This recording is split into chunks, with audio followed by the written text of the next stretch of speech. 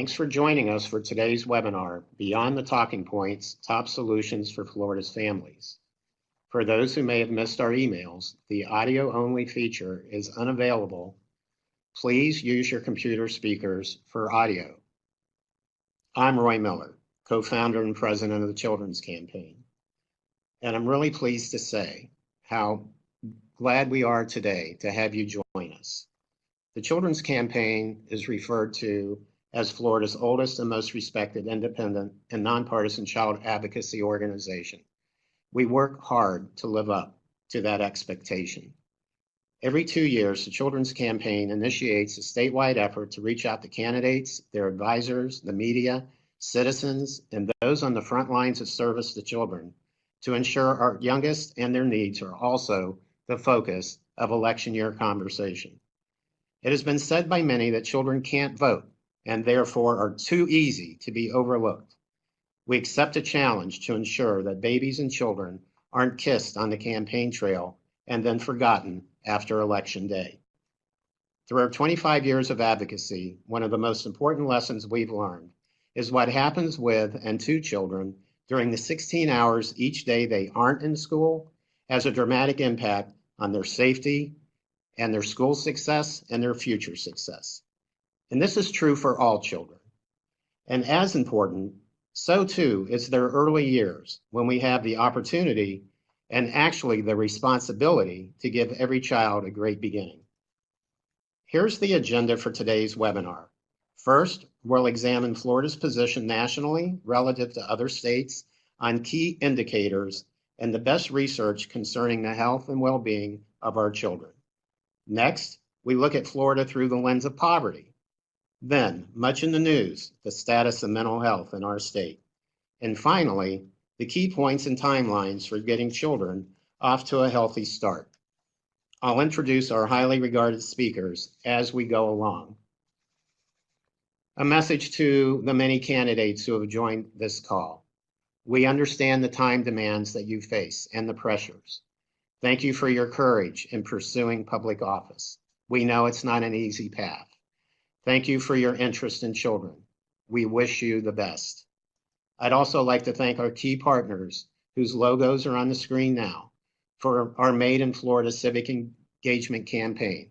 Without their help, we wouldn't be able to do this important work. A few housekeeping details. To pose a question to one of our experts, please type it using the chat function. It is our plan to answer questions after our experts have finished presenting. All of them. Our Q&A will start towards the end of the webinar. A recording of the webinar will post to our website no later than Monday. An email with a link will be sent to all who registered today. And now, without further ado, I'd like to introduce Amanda Ostrander. She earned a master's degree in social work, policy, and administration, and has served with distinction as the Director of Policy for the Children's Campaign since 2002. Amanda, how are Florida's children doing on these key indicators? Thanks, Roy.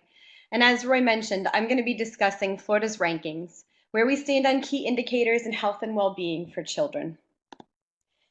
In order to provide a foundation for today's discussion, it's important to look at how children fare overall in the state.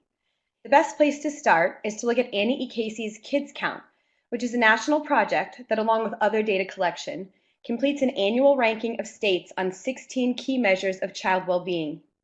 Kids Count is one of the few resources that contrast apples to apples across states to help build a picture of how children in Florida experience life differently than those in other states. There are some limitations on Kids Count annual rankings. Kids Count provides an incredibly strong foundation, but it can't contrast every piece of data that define how children are living and growing. Population and diversity also impact state rankings. A 2015 comparison of Kids Count rankings to youth population trends found that states with the largest growing youth populations tended to produce the worst outcomes for kids. And in the areas of diversity, only 2 of the top 15 ranked states had a youth population where white was not the majority race, while white was not the majority race in 9 of the 15 states that ranked in the bottom. The state ranking can also change based solely on how other states are doing. So where does Florida rank? In the past 10 years, Florida has consistently found itself in the bottom third. The specific numerical ranking has fluctuated, hitting as low as 40th out of 50, but Florida's current rank is 34th. Kids Count annual ranking is broken down into 4 groups with data points under each. These groups include education, economic well-being, health, and family and community. In order to understand how Florida could improve our ranking, it's important to look at the details in each of these groups. And we'll start with education. In education measures, Kids Count ranks Florida 24th. Why? This high ranking is due in large part to the state's voluntary pre-kindergarten enrollment, as one of the key indicators asks how many 3- and 4-year-olds are not in school. Florida nationwide ranks 8th on this indicator. Unfortunately, this access is to a low-quality program. Although there are pre-K programs throughout the state that are of higher quality, and there's an honest debate about the methodology used in measuring VPK quality, the overall data shows an early learning system that struggles. Florida ties for last in the nation in the quality of its pre-kindergarten program, achieving only 2 out of 10 quality benchmarks. For example, unlike other states, Florida has not committed to teacher credentials in VPK classrooms. Also, 19% of Florida's high school students are not graduating on time, the measure of an entering freshman class graduating in 4 years, which is higher than the national average. Florida ranks 37th for this indicator. An additional 20,000 students graduating on time would raise the state to a tie for 29th. So how can the state improve? A good start would be to focus on programs and services proven to help high school seniors graduate on time, and increasing the quality of early childhood education, which provides long-term gains in reading and math. In fact, high-quality pre-kindergarten is proven to have positive impact on grade repetition, special education, and achievement in math and language arts. Other key factors come into play in the state's education system. For example, according to the National Center for Education Statistics, about 21 of every 100 kids aged 12 through 18 are bullied at school. Yet Florida public schools report a bullying rate of only 0.1%, with roughly 2 out of every 3 public schools reporting 0 cases. The state needs a review of its reporting policies and an increase in access to guidance counselors to get an accurate look at where the state lands in instances of bullying. Also, Florida allows the use of seclusion and restraint as behavior modifications with students with disabilities. According to the U.S. Department of Health, there is no evidence that using restraint or seclusion is effective in reducing the occurrence of these problems behaviors. And in 2016-17 school year, 48% of Florida students who were subject to restraint were children in grades pre-K through 3rd. Next, we'll look at economic well-being. Florida ranks 42nd overall for economic well-being. Why? The state's percentage of children in poverty is 21%. That's 2 percentage points higher than the national average. This places Florida in a tie for 33rd. Kids Count defines this indicator as the percentage of children under age 18 who live in families with incomes below 100% of the U.S. poverty threshold, which is less than $25,000 per year for a family of 4. Moving 157,000 children out of poverty would move the state 12 ranking slots to a tie for 21st. And 30% of Florida's children do not have a parent with regular, full-time, year-round employment, compared to the national average of 28%. The state ranks 33rd in this indicator. How can we improve? Improving the state's rank in economic well-being will require utilizing the many research-proven programs that support families moving out of poverty. And beyond Kids Count, it's important to note that 1 out of every 4 Florida children are food insecure, meaning they don't know where their next meal is coming from. Over 1.6 million children in the state are eligible to participate in free or reduced lunch. And although poverty is an issue, in 2015-2016, only slightly over 8% of Florida's families in poverty were served by programs designed to provide assistance to families in need and promote job preparation, which is a 30% decrease in the past 20 years, although the size of the population has remained similar. Next, we'll look at health. Florida ranks 34th in kids count health indicators. Why? Florida had almost 20,000 babies born with low birth weight, or 8.7% in 2016, which is slightly higher than the national average. This places the state in a tie for 35th. The state also struggles with the number of babies born before 37 weeks gestation. The March of Dimes gives Florida a C for premature birth and notes that Florida's preterm birth rate among Black women is 49% higher than the rate among all other women. Florida's main organization for helping care for mothers before and after birth to prevent negative birth outcomes, Healthy Start, has struggled to be a funding priority in the past years. Approximately 257,000, or 6% of children in Florida, do not have any form of health insurance. This places the state tied for 40th in the country. Ensuring coverage for less than 100,000 more children would increase the state ranking by 19 points, tying the state for 21st. To change the health ranking of Florida, the number of children who are covered by insurance must be increased. Programs like Kid Care that serve children who fail to qualify for Medicaid but are still unable to be covered by their parents' insurance need to remove barriers to coverage for children that already qualify but are not enrolled and increase efficiency. Funding needs to support proven programs like Healthy Start that can help reduce negative birth outcomes. Beyond kids count, Florida ranks last in the number of children receiving a preventative dental visit in the past year, which translates to 29% of children. The Commonwealth Fund reports that 42% of low-income children in Florida went without both a medical and dental preventative visit in the past year. And Florida's provision of mental health services, as measured by spending, ranks last in the nation.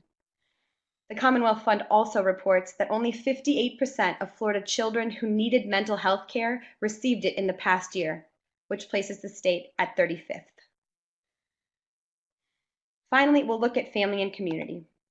Florida ranks 34th in the family and community indicators. Why? 12% of children live in high poverty areas, which ties the state for 29th. 12% of children live in a home where the head of household lacks a high school diploma, making Florida 32nd. And 19 in 1,000 teens gave birth in 2016, tying the state for 21st. How can Florida improve? This is another instance where a focus on addressing poverty and support systems that help families get out of poverty, as well as graduation support programs, could increase the state ranking. There are many more statistics about Florida's children, specifically in the areas of family and community, that are needed to provide a more detailed picture of the life of a child in Florida. The Child Wellbeing Annual Ranking does not include information about child welfare, juvenile justice, or human trafficking. And while an entire presentation could be made about these issues, to round out my snapshot of Florida and how children fare, I want to leave you with a couple of pieces of information related to those topics. In the area of child welfare, 41% of the children who died in 2017 were from a family with a previous involvement with the Department of Children and Families within the last 5 years. In juvenile justice, Florida currently leads the nation in the number of youth transferred to adult courts, a process known as direct file. More than 70% of children convicted in adult courts are sentenced to probation. And Florida has the 5th highest percentage of juveniles in residential placement for technical violations of parole as their most serious offense. In human trafficking, Florida ranks 3rd in the nation, and 32% of Florida's human trafficking reports involved a minor victim. In conclusion, Kids Count provides a baseline for where the state stands in contrast to other states in the nation, but it's only the beginning of the story. In order to improve child well-being in the state, it goes beyond the 16 indicators in the annual ranking. The more we can learn about where Florida truly lives when it comes to children, the better we'll be able to accurately and successfully craft solutions to address the deficits. Thank you.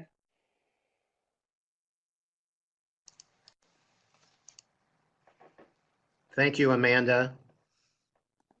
Our next presenter is Linda Alexianic. She's a former bank president and respected business leader turned passionate child advocate. She serves as president of Voices for Florida. Linda, what's the weather report on Florida's prosperity and poverty? Thank you, Roy, and good morning, or slightly almost afternoon to those of you participating today. I know that for those of you that are looking at your screens, you might be wondering Why would I start this presentation with an image such that you're looking at?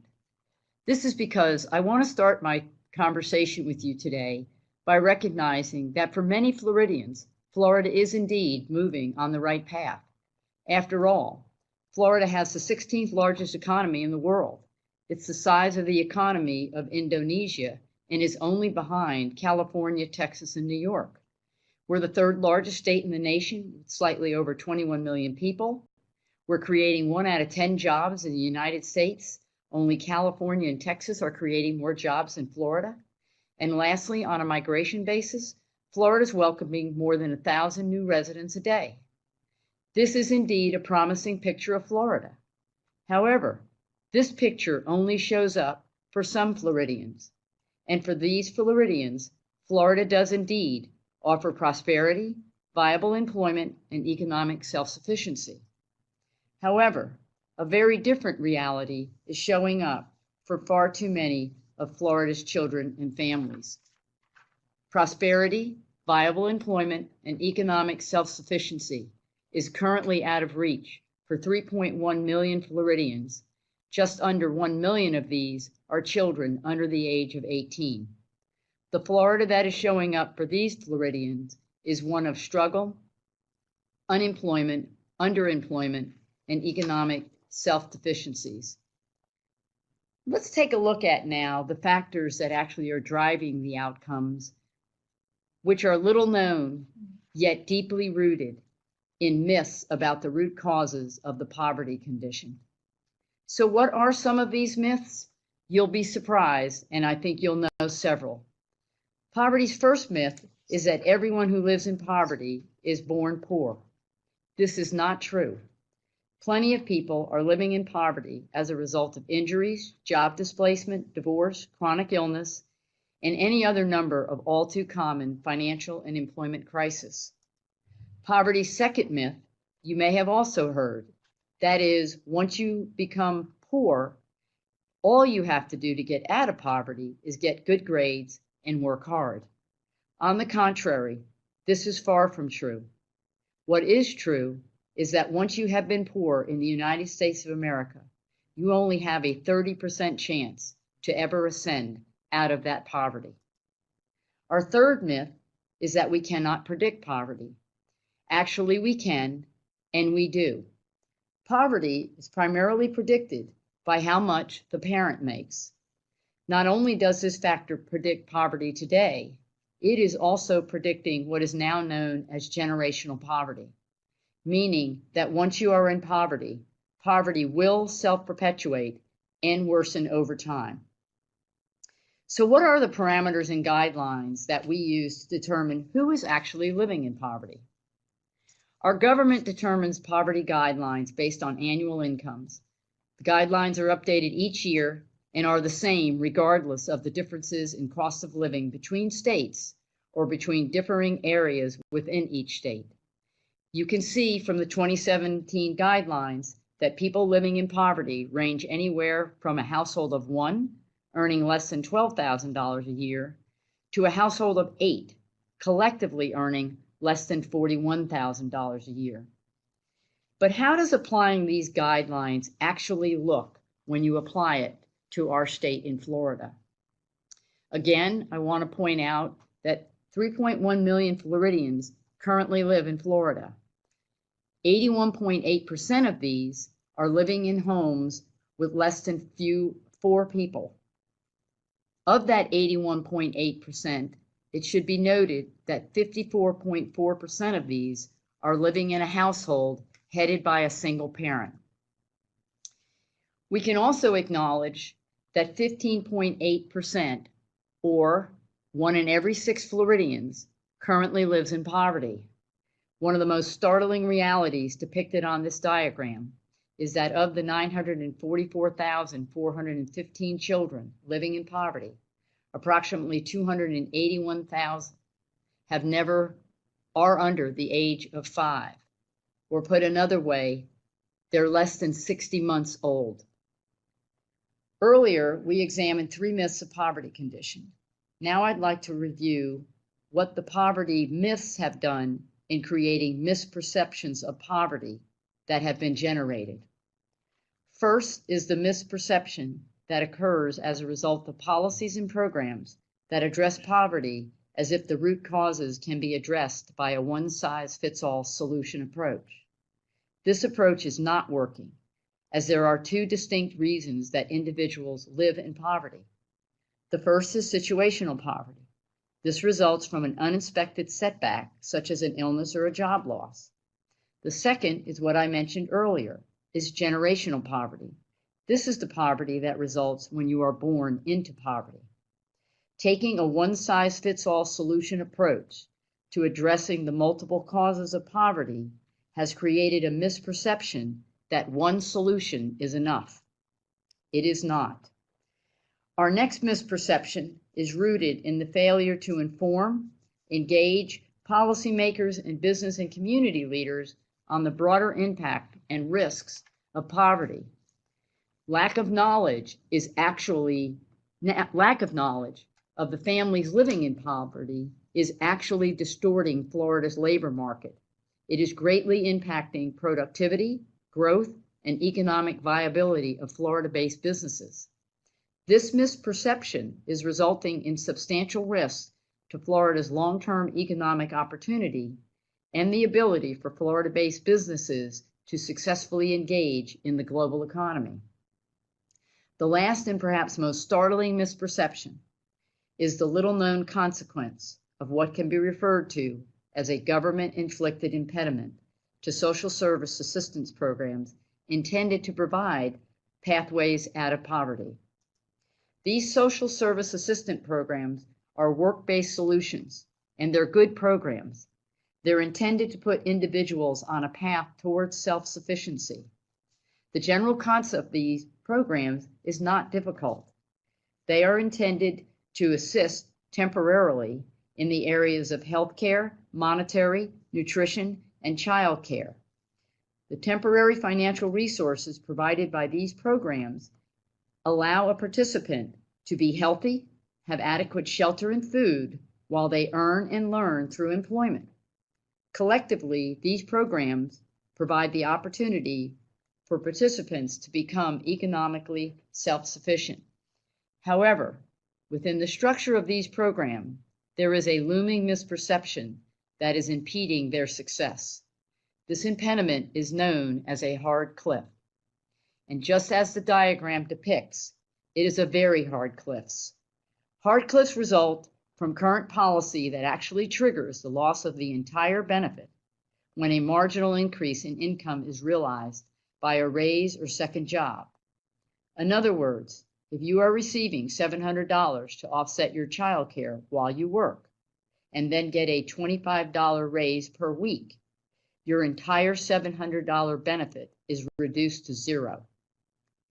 This type of steep and immediate loss of this temporary assistance greatly interrupts, and in most cases, significantly erodes the participant's path to economic self-sufficiency.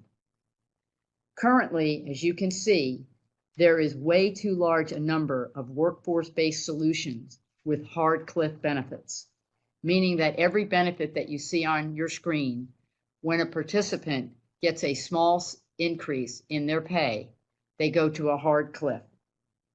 And you can see from the sheer numbers of programs how and why, once in poverty in the United States, you only have a 30% chance to end poverty. So what is the path forward? I think that the Florida Chamber said it best. The path to prosperity for Florida relies on work-based solutions for individuals and families in poverty. Some such path forwards can include breaking the one-size-fits-all cycle of ineffective solutions. Increase in access to affordable transportation to employment and assistance services is one such solution that can break the cycle. Two examples are to offer transport subsidies and access to non-motorized transport, such as bike shares. Both of these solutions are being piloted in various cities, towns, and countries and are demonstrating much promise. In both cases, access and benefits must be customized to meet the participant's financial ability and should be adjusted over time as the participant increases their income. Next, we should give serious consideration to better engaging and educating and incenting businesses and community leaders by designing awareness initiatives that are research-based, promote promising practices, and connect to the business leader the broader impact that poverty has on Florida's economy and their ability to succeed. We should also explore adopting a corporate income tax credit for businesses that are actually currently employing low-income workers. And we can also look to Florida-based businesses that actively engage in creating jobs for Floridians living in poverty, with the opportunity to receive a competitive bidding preference for all state and local contracts.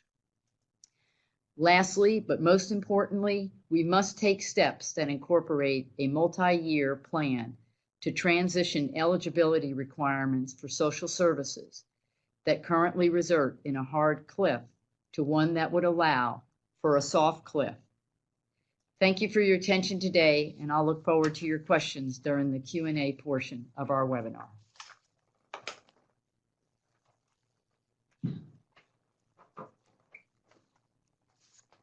Thank you, Linda.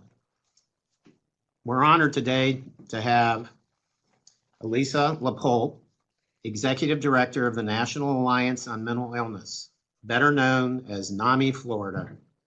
Her experience includes 15 years as a newspaper reporter, with 5 spent with the Gannett News organization. Speaking of news, mental health is in the headlines a lot. What is the most important things for us to know? Thank you, Roy.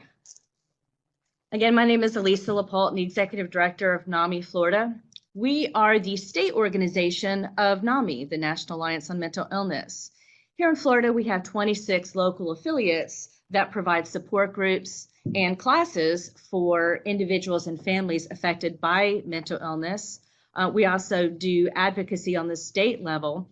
And one of our goals is to help reduce the stigma associated with mental illness and also getting treatment for it.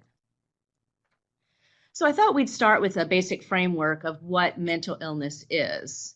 So it affects a person's thinking, feeling, or mood, and their ability to relate to other people and function on a day-to-day basis. There are multiple causes for it. It can be genetics, environmental, lifestyle, traumatic events, untreated trauma, biochemical processes, and brain structure. And the important thing to know is that it's no different than a physical illness. It just affects one organ, the brain. So we know that in the next couple weeks, we'll have 2.8 million students going back to school here in the state of Florida. And of those 2.8 million, on average, 560,000 of them will have a diagnosable mental health condition, a diagnosable mental illness. So that's 1 in 5 students. And that can range from situational anxiety and depression to serious mental illnesses such as schizophrenia or bipolar disorder. We know that 2/3 of children with ADHD have a mental health disorder such as bipolar, anxiety, or obsessive compulsive disorder. And what's often not talked about in terms of state policymaking is that suicide is the 3rd leading cause of death for kids ages 10 to 14, and the 2nd leading cause of death for youth aged 15 to 24.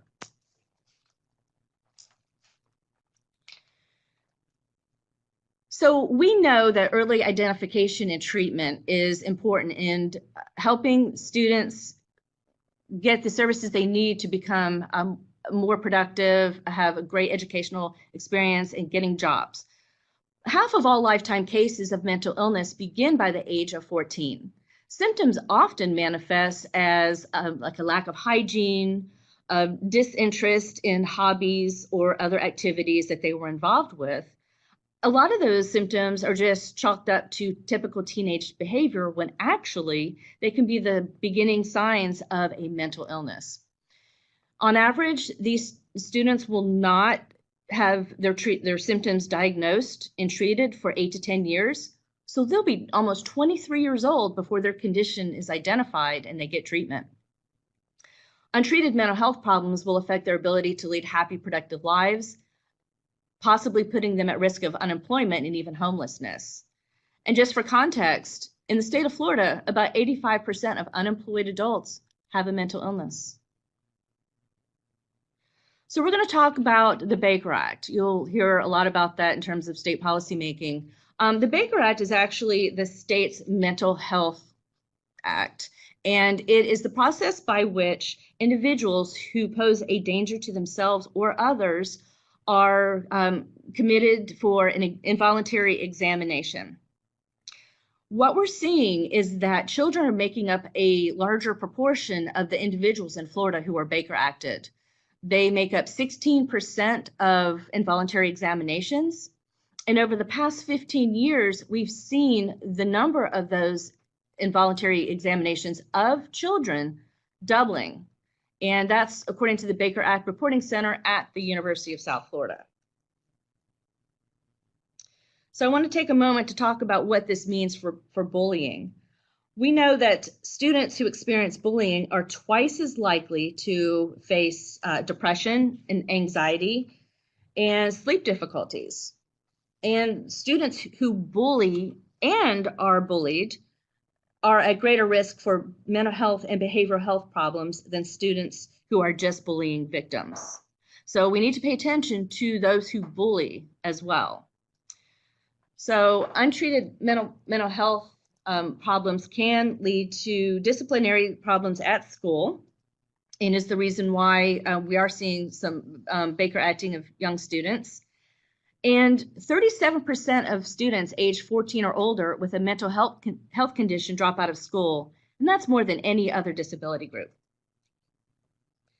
So obviously this has implications for the juvenile justice system, where we see 70% of children in the juvenile justice system have a mental illness. So with mental illness, it not only affects the individual, it also has ripple effects with the family.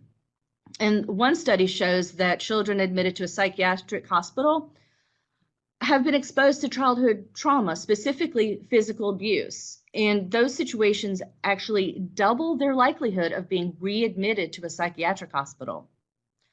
Of those students in the study, 71% of them had a family member with a psychiatric disorder.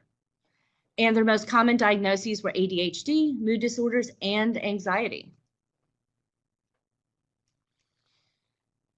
So we know that people with substance use disorder often have an underlying mental health condition. It's hard to really pinpoint the statistics there because often one is treated without the other.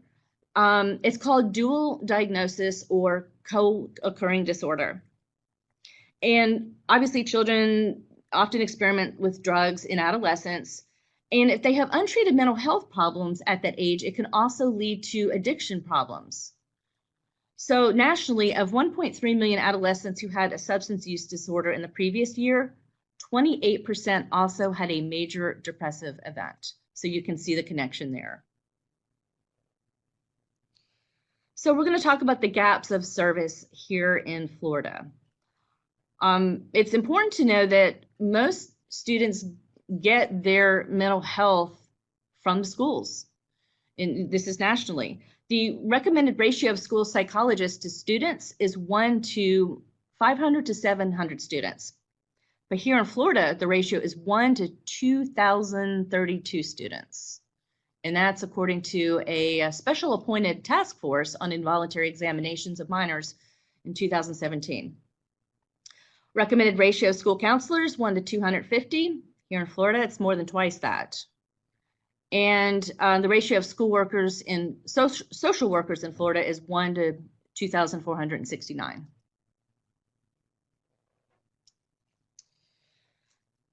So last year we saw the Parkland tragedy, and it really highlighted the shortage of mental health services for children and youth. And I do want to take a moment to stress something very important. It is important to recognize that individuals with mental illness, by and large, are not violent. When we see these unfortunate tragedies take place, like Parkland, it's important to know that those individuals represent just a small subset of individuals with mental health problems. It's estimated that only about 4% of those individuals commit those kind of violent mass crimes.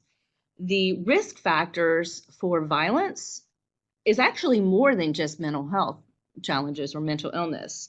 They include being white and male, having a history of alcohol and drug addiction, untreated psychosis, and by far the most important risk factor is a past history of violence.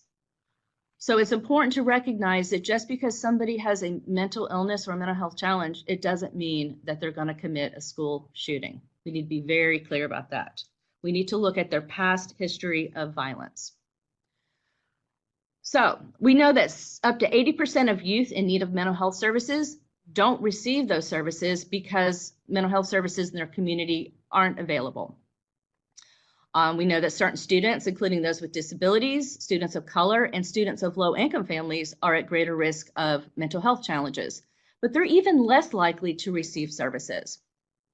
Now, of those students who receive services, most of them receive those services in schools. So that makes schools really important. Another gap in service is insurance. So those kids with private insurance on their parents' insurance, oftentimes plans don't cover treatment for mental health as they do for physical illness. That's called parity.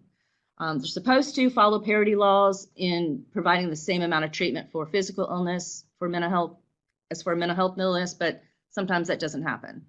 And that's on the health plans. Children with Affordable Care Act plans, now those plans are actually required to follow parity laws, federal parity laws, but they might have long waits for appointments because psychiatrists and other mental health professionals might not be on the health insurance plans panels.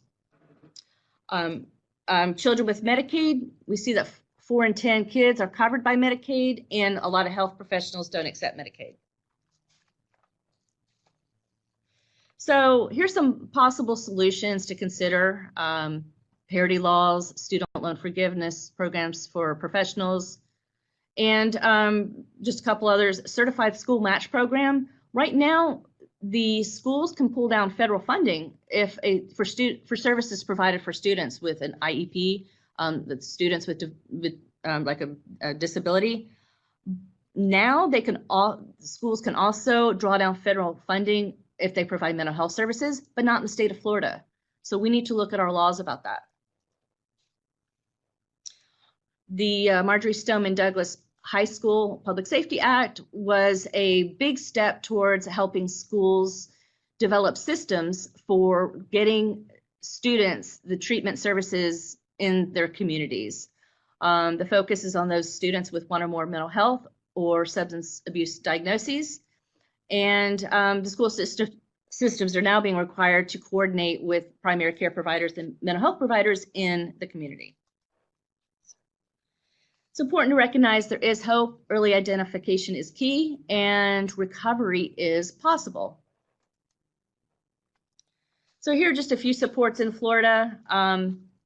Youth mental health first aid is going to be provided to all school personnel beginning this year so that staff can recognize the signs and symptoms of mental illness in students.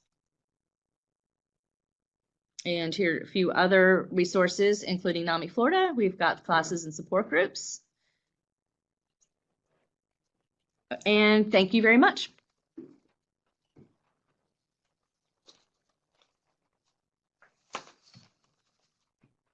Thank you, Elisa. That was a very good, comprehensive look at mental health. Our final presenter is Dr. Samantha Goldfarb. Her background is in maternal and child health policy, and she joined the FSU College of Medicine in 2015. Samantha, it's said that the importance of a healthy start can't be overemphasized. What are the opportunities to do it right? Thank you, Roy. So despite being housed in the College of Medicine, where the focus often centers on the treatment of existing conditions, my work in the field of public health aims to prevent poor outcomes from occurring in the first place. So the theoretical basis for my work largely centers around the life course theory, which was developed by Dr. Michael Liu, who was the former director of the Maternal and Child Health Bureau at the Health Resources and Services Administration. This theory states that there are a set of risk and protective factors that are unique to each individual, which contribute to health in negative and positive ways, respectively. You can see these factors projected in the figure above via blue downward arrows pushing down on one's health, or risk factors, and red upward arrows pushing up on one's health, or protective factors. If we use substance use as an example, risk factors may include something direct, such as easy access to substances, or something indirect, such as low education or unemployment. Protective factors, on the other hand, may include access to treatment or health insurance as a direct piece, or indirectly, a strong support system. Of importance, this theory notes that there are periods of development, such as pregnancy and early childhood, where individuals are particularly sensitive to these factors, and intervention at these points is key. The question, therefore, is how can we achieve optimal health and well-being among parents before they become parents so that they may impart the best outcomes on baby? That leads me to the first intervention point among three that I suggest can make a big impact on this population. Before I begin, I just wanted to quickly recap the Florida birth rate. So Florida had 223,579 births in 2017. So among women aged 15 to 44, the birth rate in Florida was 59.2 per 1,000 women, which is almost equal to the US birth rate of 60.3 per 1,000 women.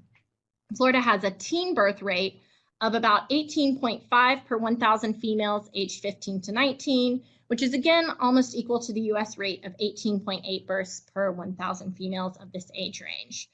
So when we think about the first intervention point, it really begins before pregnancy in a phase we call preconception. At this point, we need to be addressing needs related to physical health, mental health, and substance use among adolescents and young adults. So when we think about programs and services, that would be around family planning support, which is focused on sex education and contraceptive care, in order to minimize unintentional pregnancies and poorer birth outcomes. Again, if we take substance use as an example to carry forward, women with substance use disorders are more likely to have unintentional pregnancies than the general population. So whereas the general population's unintentional pregnancy rate is around 50%, among women with substance use disorders, that rate is actually 70 to 85%. The second intervention point is pregnancy.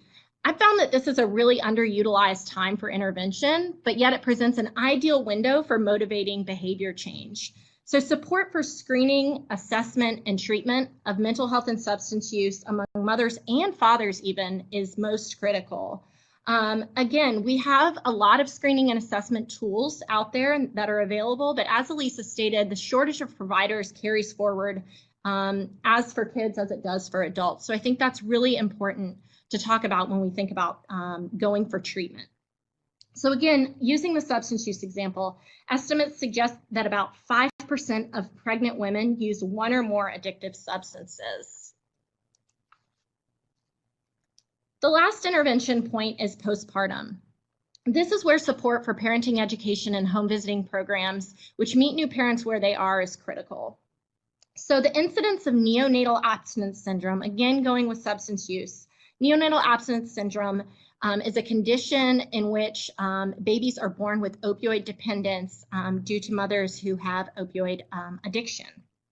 And in Florida, that number has increased from 0.4 per 1,000 live births in 1999 to 6.3 per 1,000 live births in 2013. That's a more than 15-fold increase. And 2013 was not even the height of the opioid epidemic, so that number is bound to be much higher. We also need to think about how outcomes vary based on race and ethnicity. For example, the Black infant mortality rate is roughly twice that of the white infant mortality rate. In a recent paper that my colleagues and I published through the American Journal of Public Health, we found that if the Black infant mortality rate had been equal to the white infant mortality rate from 1999 to 2013, in Florida alone, 5,245 babies could have been saved.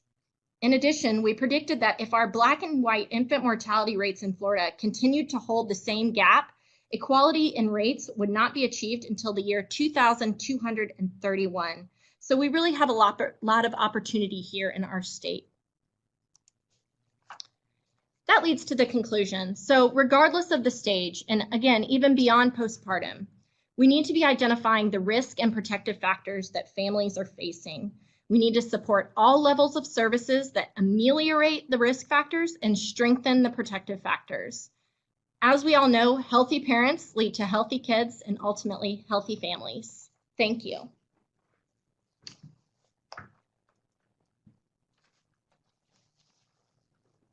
Thank you, Samantha. This is Roy Miller. Before we get into some questions and answers, I just really want to thank everybody. All the presenters were wonderful and they put a lot of work into it. But also want to thank our communications and our technology team that's working behind the scenes for this webinar. They've dealt with an amazing number of curveballs thrown at them, not from their own lack of effort. We've had microphones that didn't work. We've had microphones that didn't sync with other microphones that were supposed to be completely compatible. There was some software issues, but I'm just really impressed with our team as we've been sort of scurrying around using one microphone here. We hope that you haven't heard us moving around the table. It reminded me when I was a kid and you pull up those traffic light and you get out of the car and you run around and change seats. But anyway, it's been good here in the office to be able to provide this opportunity. We are going to have a second webinar. We're going to announce it. It'll occur sometime in October. And in that webinar, we're going to hit on issues we didn't hit on today. We'll focus on child welfare, juvenile justice, special needs children, and there'll be a couple other topics too. So I want people to know that if you didn't hear an issue discussed today that is important to you, we'll probably be picking it up, in the next webinar.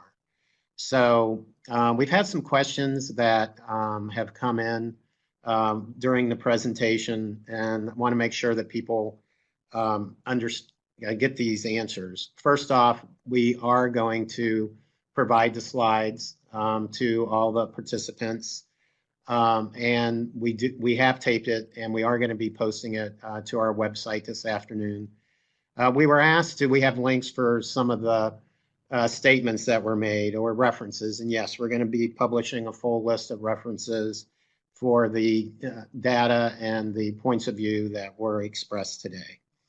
I've also been asked a couple of other questions. I got asked about, is there a way to use kids count to guide decision-making or any of the other metrics? In fact, that's really a hallmark of this effort. We believe that more decisions that are made at the local level, at the state level, and even at the federal level regarding investments in children should be fact-driven and metric-driven and not based so much on who you know. We understand that's a part of the political process. Getting to know our legislators and our policymakers is really important. And it leads to good outcomes and good programs for kids. But there are programs and services that are underutilized or underfunded. And we believe that all the elected officials who get in the office, we'll be encouraging them actually to work with us to use metrics to guide decision-making, into the future. Do we have any other questions? This would be, if there's any other questions, this would be the time for us to take a look at them.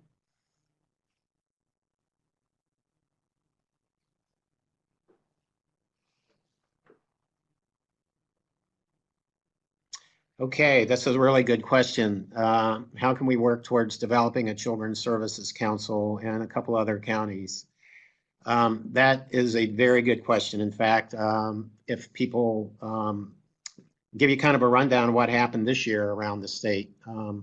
In November, there will be a Children's Services Council on the ballot in Alachua County. For those of you who don't know the counties, that's Gainesville, Florida. They had a previous attempt at creating a Children's Services Council that didn't make it through the ballot process. That was years ago, and there was a lot of lessons learned from that experience, and we're very optimistic about the chances in November. In Leon County, which is Tallahassee, the state capital, the Board of County Commissioners a couple of weeks ago voted to put it on the ballot in 2020.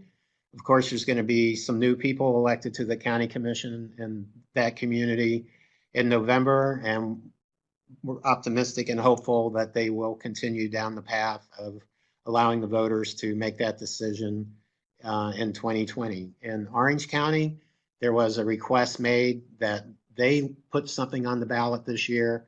That decision was not made, and it's not clear whether that's going to happen in 2020 or not. What's happening in that county right now is a needs assessment commissioned by the RH County governmental structure. So that's a story that's still unfolding. There was conversations in Brevard, there was conversations in Lee County, and those will be picked up too. So the answer to your question about any particular county is we need to get advocates together along with political scientist people who know how to bring referendums forward, and we're certainly willing to put those groups together in the same room and have those conversations. Yes, I'm seeing that there's a note here to me that Leon County Board of County Commissioners refused to put the ballot for this November. I think I did cover that, and we're hoping that that gets revived going forward. What was that? You can, the best way to get in contact with our organization is, I'll tell you what, I'll just give me an email. You can write to me at rmiller@iamforkids.org, and I will connect you to whoever can answer your question or give you the information you need. Or you can text me at area code 727-224-7274. People always say, Roy, don't give out your email, don't give out your phone. Well, that's what I do, and I'm proud to do it. So send me an email, send me a text. I'll make sure we respond to you and give you what you need.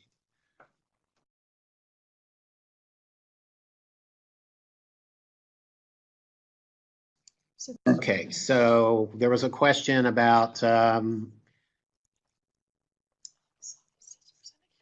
the number of children who weren't covered by health insurance, and I think that was answered in the chat room by Dr. Dollard, who's the encyclopedia of children's facts and kids count at the University of South Florida. Thank you, Dr. Dollard, for all you do for children and for all your great work in terms of keeping track of the data for kids. And we have a question in terms of soft cliff policies. Are there programs that have been implemented incorporating the soft cliff? And Linda, are you want to take that? There are, this is Linda. Thanks for the question. There's no what I would call purposeful and strategic initiatives that I'm aware of that are going on to really address this need for soft cliffs. That said, there are certainly programs, and again, if you will send that email to Roy, I will be happy to make sure that the audience gets a list of those particular programs that actually have a soft cliff. The issue with them is they're very small in number. Their impact isn't at the same level as the components that deal with the healthcare, the monetary, the nutrition that we spoke about earlier. But thank you for the question. And yes, we are seeing movement on moving to soft cliffs.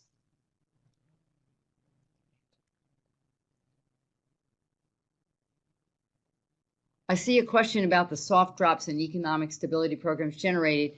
Basically, it's about the math.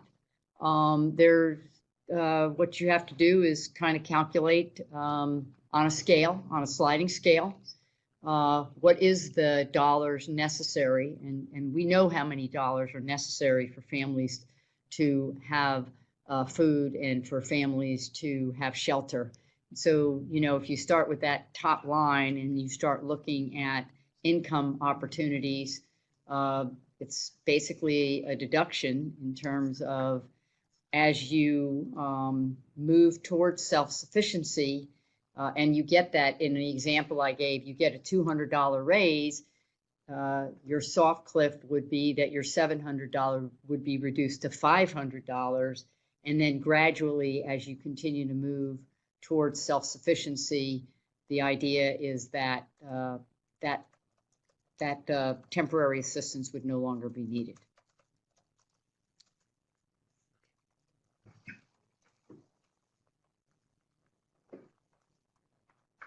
Well, I want to thank everybody. We've reached our hour limit, and we're a little worried here that even though we set the parameters for a longer session, we had a experience in our trial run where the program just ended on its own. So we're going to err on the side of caution and thank everybody for participating today. And we'll get you the information. We'll be posting it on the website, as we said, and we'll be letting you know as soon as we announce the date for the next webinar. And again, to the candidates, God bless you. Our country needs people who care passionately about children, who bring their priorities to city councils, county commissions, state capitol, federal Congress, and all the other places where kids' needs are discussed and problems solved. So thank you very much for your interest. And remember, we're here to answer your questions. Just get a hold of us. I'll give you my email again. It's easy to remember, rmiller@iamforkids.org. And my cell number is 727-224-7274. And I will get back to you, or and if you text me, that's probably the best way to let me know that you're trying to get a hold of me. Thanks a lot, and have a really great rest of the day and a wonderful weekend. And for those candidates, I know you're probably going to be out banging doors and introducing yourself, so I wish you good weather.